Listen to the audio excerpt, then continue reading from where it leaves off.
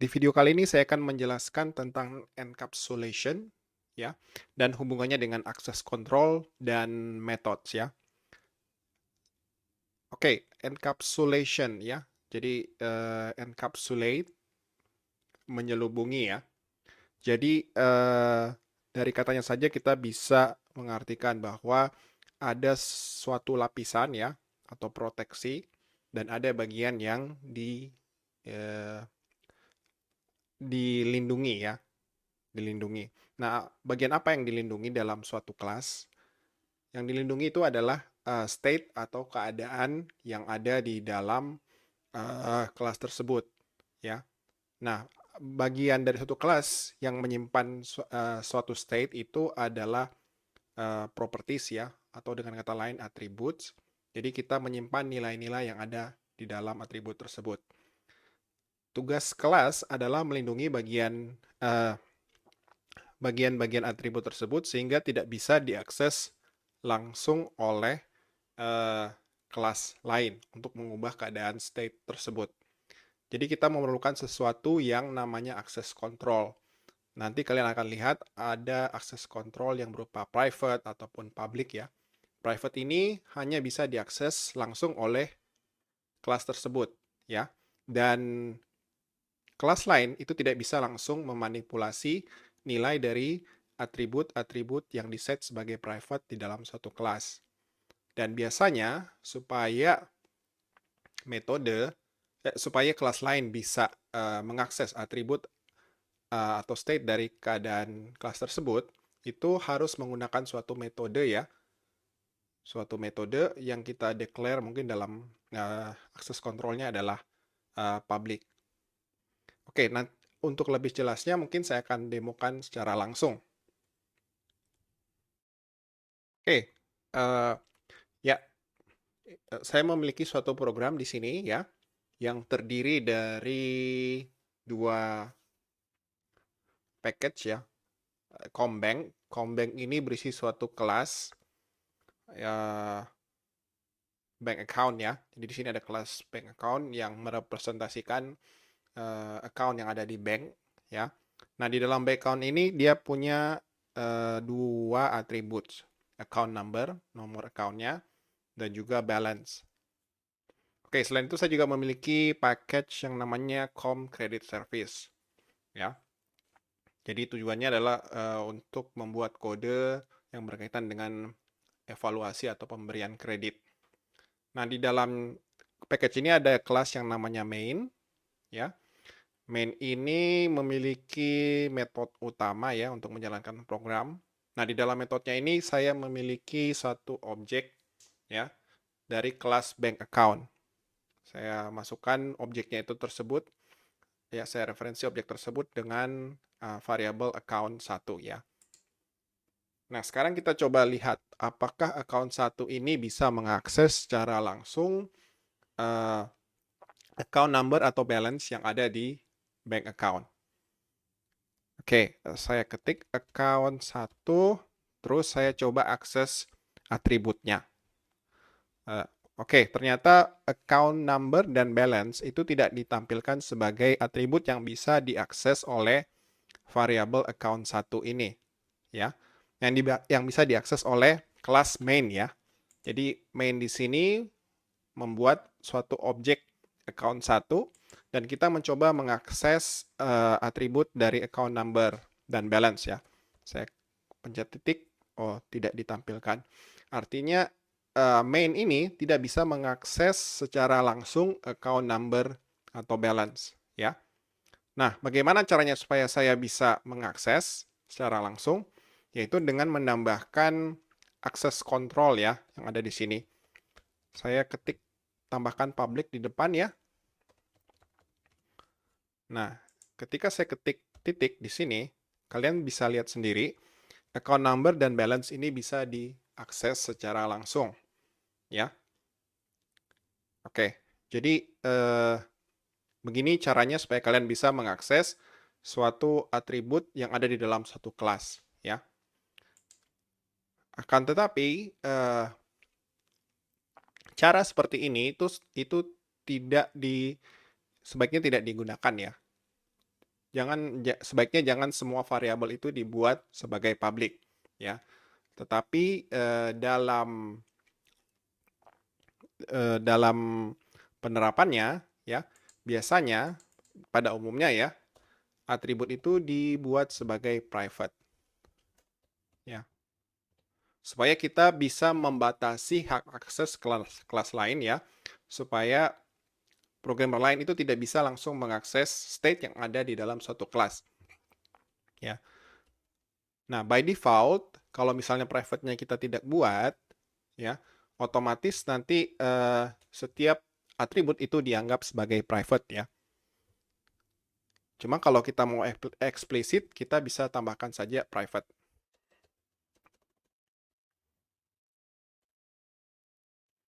Oke. Nah, kalau misalnya sudah dibuat private, ya, bagaimana kita bisa mengakses atribut yang ada di dalam satu kelas? Ya, kita perlu yang namanya method, ya. Method. Jadi kita menggunakan method ini sebagai antarmuka, ya, atau pintu, atau ya jembatan, atau misalnya jendela untuk mengakses nilai yang ada di dalam atribut-atribut tersebut. Oke, nah kita buat public. Misalnya kita ingin ambil nilai dari balance-nya. Kita ketik tipenya double get balance. Oke, get balance. Nah, ini kita return this balance, ya. Jadi this itu mengacu ke objek yang kita buat, ya, dan kita ambil balance-nya. Oke, di sini this balance. Nah, karena kita buat ini sebagai public, metodenya ini sebagai public, ya. Jadi account 1 ini bisa kita akses dengan menggunakan get balance. Oke, get balance. Oke, di sini saya buat suatu variabel baru lagi, ya, double, ya, balance, ya. Dengan cara ini, ya, account 1, jadi di kelas main ini bisa mengakses balance dari bank account, ya, karena kelas bank account ini menyediakan metode atau interface untuk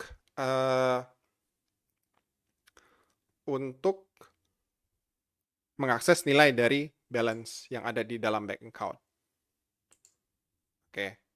Nah, bagaimana caranya kita mengupdate balance-nya, ya, supaya misalnya kita ingin menambahkan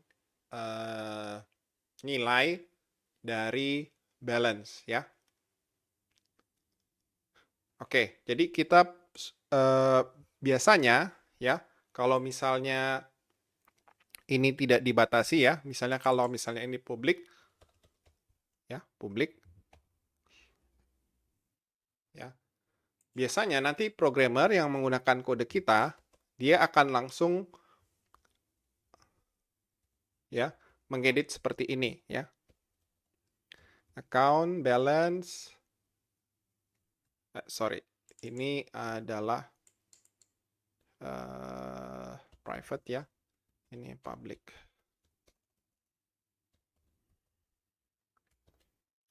Public, ya. Oke, account balance.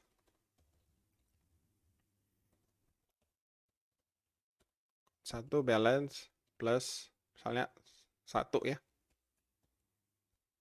Oke, nah ini praktek yang kurang baik, ya. Karena kelas main ini dia bisa secara langsung memanipulasi state atau nilai yang ada di dalam account 1, ya. Account 1, balance account 1. Ini tidak baik, ya. Kita dalam mendesain kelas, ya, kita juga perlu mengidentifikasi sebaiknya proses perubahan nilai suatu state itu tidak dilakukan di luar kelas, ya, tetapi dilakukan di dalam kelas yang bersangkutan, ya. Karena main ini bukanlah pemilik dari balance, sehingga dia tidak boleh memanipulasinya secara langsung. Ya, sebaiknya manipulasi state ini dilakukan oleh kelas yang memiliki atribut tersebut. Jadi praktek yang ini ya, ini kita ganti ya. Tanggung jawabnya itu harusnya dilakukan oleh kelas bank account. Jadi kita buat satu metode public void misalnya save ya. Save ada nilai yang ditambahkan ya. Double amount. Oke. Nah, baru di metode ini baru kemudian kita menambahkan nilai balance-nya. Jadi this balance ya. This balance ya. Saya tambahkan dengan amount ya. Oke, saya ubah tampilannya biar jelas semua. Oke, jadi harusnya tuh seperti ini ya. Jadi proses penambahannya itu masuk ke metode save. Ya. Oke, saya tambahkan di sini ya, sistem out println.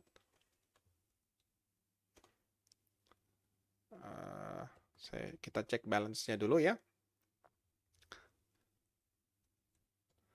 Oke, saya tambahkan initial balance-nya seperti ini. Oke. Kemudian kita mau tambahkan count 1 add save ya. Balance kita mau save berapa nih? Saya tambahkan 100 aja ya.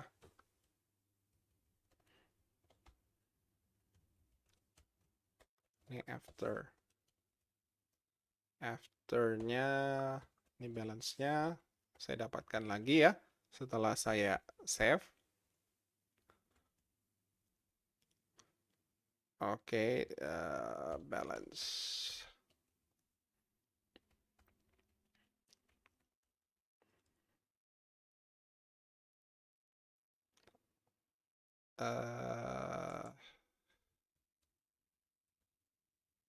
Tunggu, ini ada salahnya kenapa nih?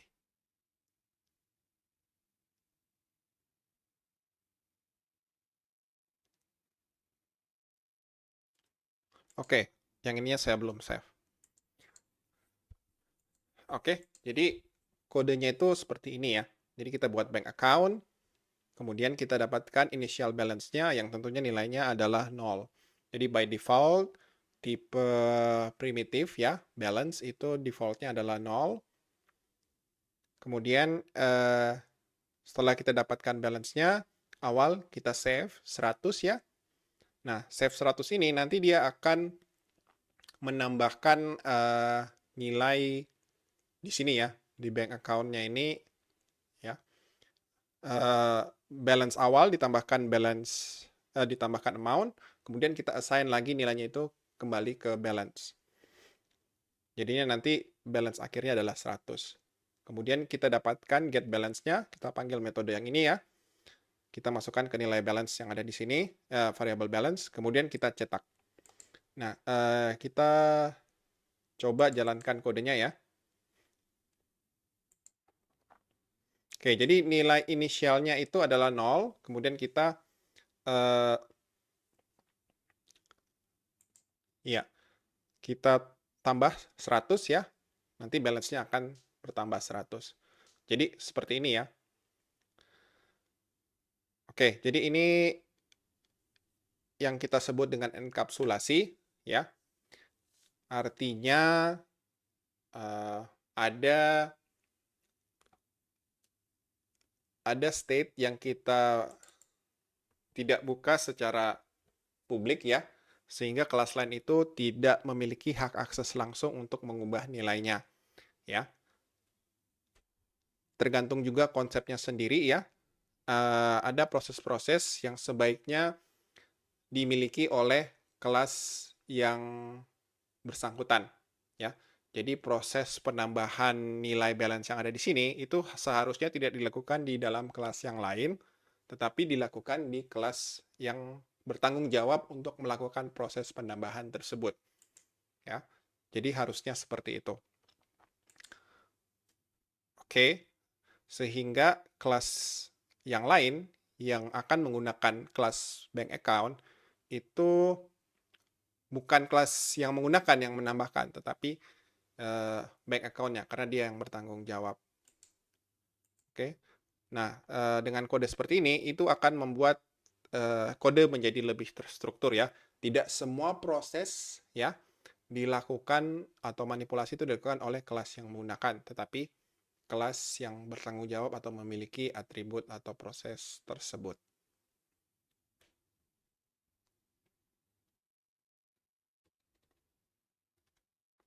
Oke. Oke, saya jelaskan secara sekali lagi ya. Ya. Nah, ini sebenarnya saya lupa di sini. Ini balance seharusnya jadi private ya. Tujuannya jadi private adalah supaya, ya sekali lagi saya jelaskan, supaya kelas main yang ada di sini itu tidak bisa langsung mengakses atau mengubah balance-nya ya. Tidak langsung mengubah balance-nya, harusnya tidak boleh ya. Karena yang bertanggung jawab adalah, sekali lagi saya jelaskan, adalah bank account. Ya. Jadi untuk memanipulasi nilai dari bank account ya, misalnya kita ingin nyimpan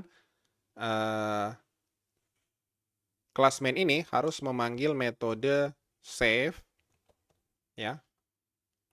Metode save dari balance dari bank account. Kalau misalnya ingin menambahkan nilai tertentu ya. Oke, jadi seperti itu.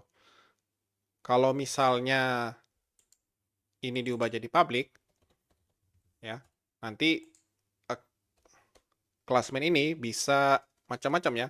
Dia bisa mengubah, mengalihkan ya, misalnya account ya, account 1 balance ya.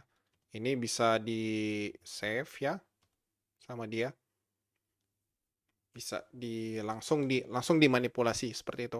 Jadi misalnya langsung di set jadi 500 ya. Langsung di set atau misalnya langsung di set jadi 0. Ya ini tentunya praktek yang tidak baik ya. Karena bisa langsung di set langsung sama dia. Oke. Nah, kalau misalnya sudah seperti ini ya, apa yang akan terjadi ya account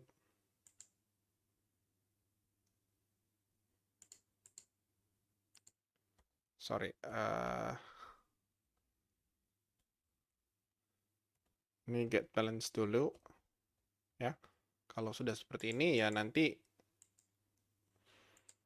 nilai akhir dari bank account ini bisa langsung jadi 0. Nah, ini tidak baik ya, praktek ini tidak baik. Sebaiknya langsung perubahan nilai itu hanya bisa dilakukan jika melalui interface atau metode yang diberikan oleh bank account. Nah, sekarang kita mau buat metode-metode yang lainnya, ya misalnya kita ingin mengurangi ya, kita mau tarik withdraw ya. Berarti ini kita kurangi dengan jumlahnya ya. After saving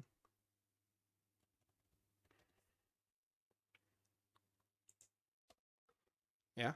Terus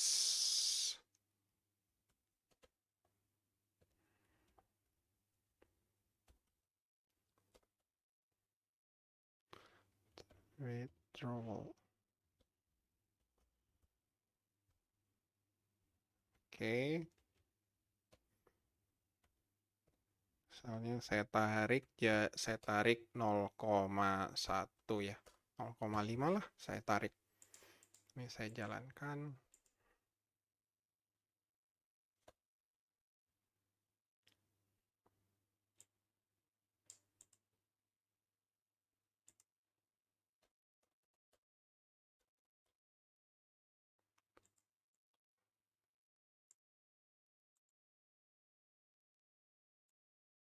Oke.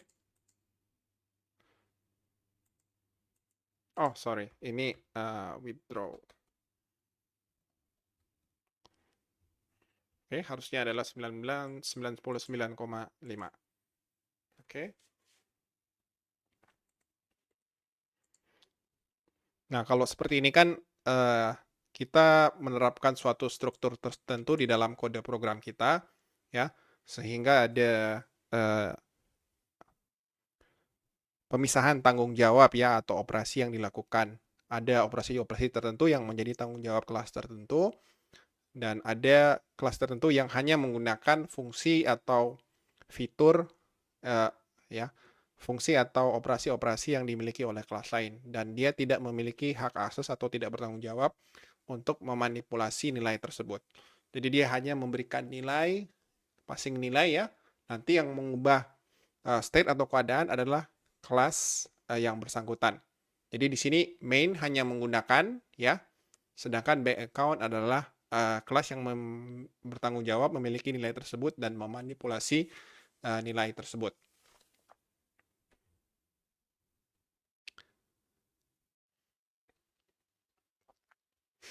Oke, selanjutnya adalah tentang account number ya. Uh, ada nilai yang misalnya kalau kita sudah set itu tidak bisa diubah lagi ya. Dan itu hanya bisa dilakukan oleh uh, internal proses ya. Internal proses. Oke, misalnya untuk hal-hal yang tidak bisa diubah lagi, itu misalnya account number ya. Kalau misalnya kita sudah buat bank account, ya, itu ya udah tidak bisa diubah lagi, ya seperti itu. Nah, untuk memaksakan struktur tersebut atau perilaku tersebut, di sini saya buat contoh, saya buat konstruktor ya, bank account, saya buat konstruktornya di sini, terus di sini saya pakai CC number ya, account number.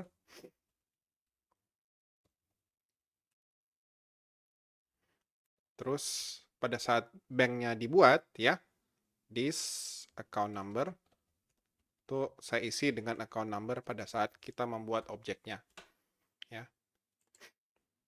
Nah, di sini ada program error karena kita harus update ya. Kita harus passing account number pada saat kita membuat objek dari bank account. Misalnya account numbernya adalah ABC123 ya. Oke. Nah, jadi seperti ini.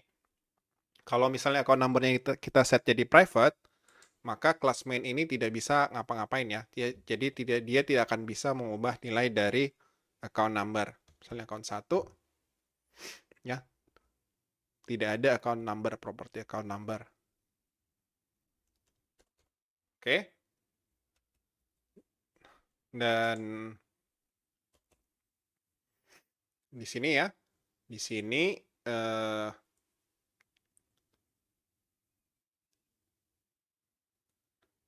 ya di sini kita perlu metode ya supaya account number-nya itu hanya bisa dibaca oleh kelas yang lain. Jadi public string get account number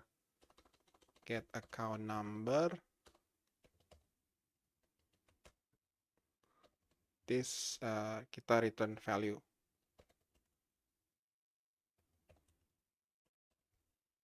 ya,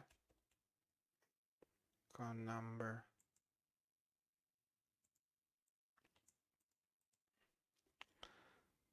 Oke, Kita baca sini. System out println.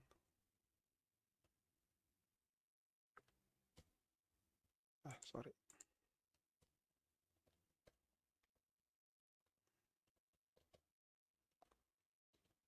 Ya, dengan menyediakan metode ini ya, get account number, ya, kelas main ini bisa mengakses nomor account dari bank account yang dibuat. Ya, jadi account 1 get account number, ya.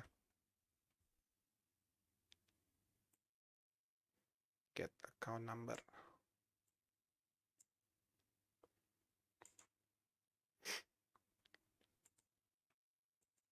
Oke. Jadi account 1 ini hanya bisa baca account number ya, karena kelas account number menyediakan interface atau metode untuk mendapatkan nilai account number private-nya, ya. Private. Tapi main ini tidak bisa mengubah nilai dari account number ya, karena tidak ada interface atau metode untuk mengubah nilai dari account number ya. Nilai dari account number. Ya, tidak seperti balance ya. Tidak seperti balance. Yang bisa diubah dengan menggunakan metode save dan withdraw yang ada di sini ya. Oke. Ya, seperti itu. Saya coba jalankan ya.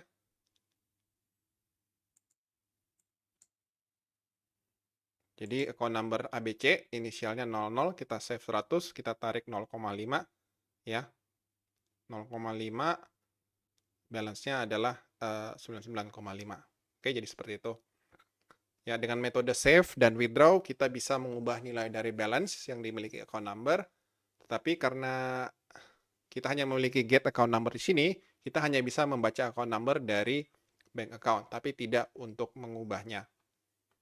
Oke? Jadi ini adalah yang disebut dengan enkapsulasi. Kita bisa kita bisa mengubah state dari suatu kelas ya, atribut-atribut suatu kelas itu dengan menggunakan yang namanya metode ya, atau sering juga disebut dengan interface ya. Metode ini bertindak sebagai interface atau antarmuka untuk mengubah nilai dari state yang dimiliki oleh kelas tersebut ya. Dan kelas lain tidak secara langsung mengubah nilai dari atribut atau metode yang dimiliki oleh kelas yang lain.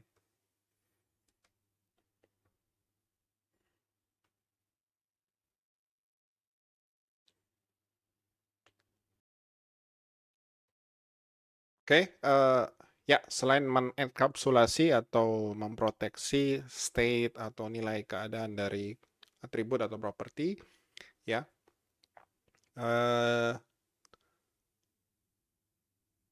ya enkapsulasi juga menyembunyikan proses yang terjadi di dalam suatu kelas ya. Jadi misalnya bank account ini ya, itu dibuat oleh programmer yang lain ya.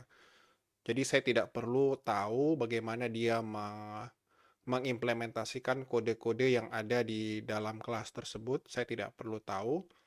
Saya cukup import atau menggunakan kelas tersebut dan mengakses fungsi-fungsi yang diberikan itu melalui metode-metode yang disediakan ya. Saya tidak perlu tahu ya. Jadi ini sangat bagus digunakan dalam kolaborasi ya, di mana kelas 1 dibuat oleh programmer yang lain ya, dan saya hanya menggunakan kelas yang dia buat ya. Saya tidak perlu mengetahui isi dari kelas tersebut. Cukup interface, fungsinya, nilai yang dibalikan, parameter apa yang dibutuhkan.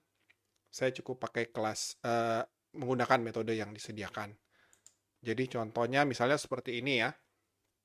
Misalnya get balance-nya, saya mau pakai get balance, saya ingin mendapatkan balance dari account tersebut. Saya tidak perlu tahu dia cara mengimplementasikannya itu seperti apa. Saya tidak perlu tahu. Begitu juga dengan save ya. Saya tidak perlu tahu bagaimana dia meng-save uh, nilai yang saya ingin tambahkan di dalam bank account tersebut ya. Begitu juga dengan withdraw. Saya tidak perlu tahu. Ya, bisa jadi implementasi atau kodenya sangat baik ya. Bisa jadi juga tidak ya.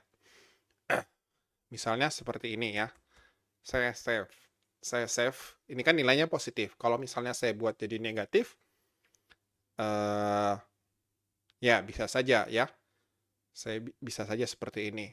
Harusnya ya, kalau misalnya saya save negatif itu tidak boleh ya. Karena tidak, itu artinya sama saja ya saya mengurangi nilainya ya. Atau misalnya kalau saya tarik misalnya ini negatif ya, kemungkinan besar ya balance saya akan bertambah gitu kan. Ya. Kita coba. Kok bisa seperti ini ya? Harusnya ini tidak boleh ya. Tidak boleh. Saya tidak boleh menarik minus 0,5 karena itu akan menambahkan balance saya ya. Ini sebaiknya tidak boleh ya. Nah,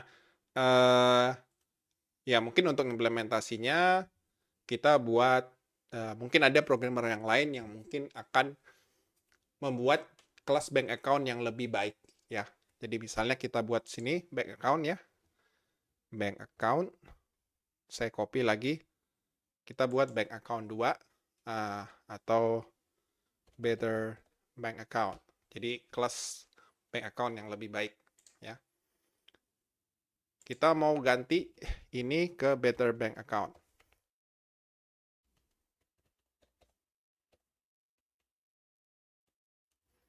Ya, jangan lupa kita mesti import.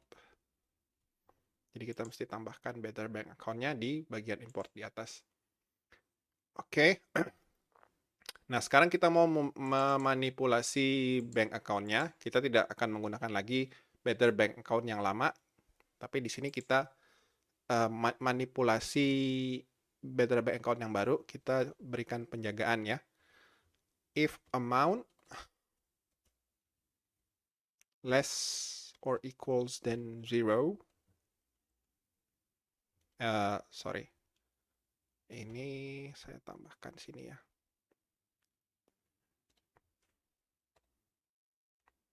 Oke, harusnya harus lebih besar dari 0 ya. Else.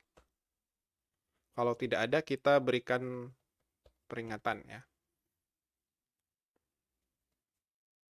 Println.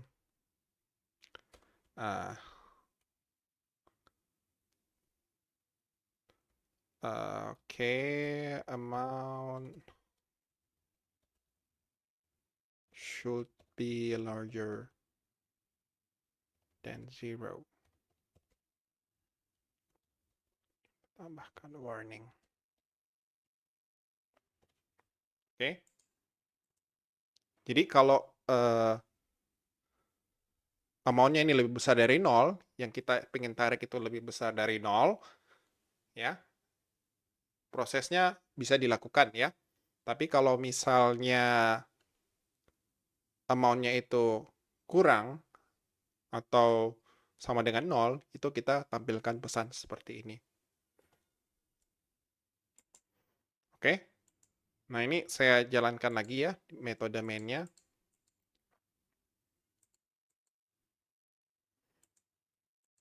Oke. Nah, saya jalankan hasilnya seperti ini. Ya. Saya coba tarik minus 0,5 ya. Karena minus 0,5 ini itu tidak lebih besar dari 0. Jadi yang ditampilkan adalah pesan errornya. Ya. Jadi kita di sini mengadakan suatu prevensi supaya usernya itu tidak bisa menambahkan balance-nya hanya dengan menambahkan garis minus di depan. Jadi hack-nya itu bisa kita jaga. Ya, jadi dia tidak bisa menghack account balance hanya dengan menambahkan minus. Dia harus menggunakan nilai positif ya, lebih besar dari 0. Karena kita sudah jaga, maka setelah penarikan, nilai balance-nya itu tetap 100. Ya, tidak berkurang. Oke, ya sekali lagi saya jelaskan bahwa suatu fungsi atau kelas yang dibuat oleh dua programmer yang berbeda, itu penerapannya itu kodenya bisa berbeda-beda. Mungkin satu itu lebih lengkap, dia sudah menambahkan penjagaan dan lain sebagainya, sedangkan yang lain belum, ya. Jadi tugas kita adalah kalau kita ingin menggunakan dua kelas dari dua programmer yang berbeda atau dua library yang berbeda, tugas kita adalah mengecek apakah tiap-tiap fungsi yang diberikan oleh kelas tersebut itu sesuai dengan ekspektasi yang kita butuhkan. Bisa jadi mungkin salah satunya itu lebih buruk dan satunya lagi lebih baik dalam melakukan fungsi yang sama, ya. Jadi implementasinya itu beda-beda, ya. Kita tidak perlu tahu secara detail, ya. Tidak perlu tahu secara detail, tapi kita perlu mengecek ya, apakah fungsi yang dijalankan oleh kelas-kelas tersebut, metode-metode yang kita gunakan itu berfungsi dengan baik sesuai dengan kebutuhan yang kita mau. Jadi tugas kita adalah mengevaluasi, mengecek fungsi-fungsi atau metode-metode yang disediakan oleh kelas tersebut.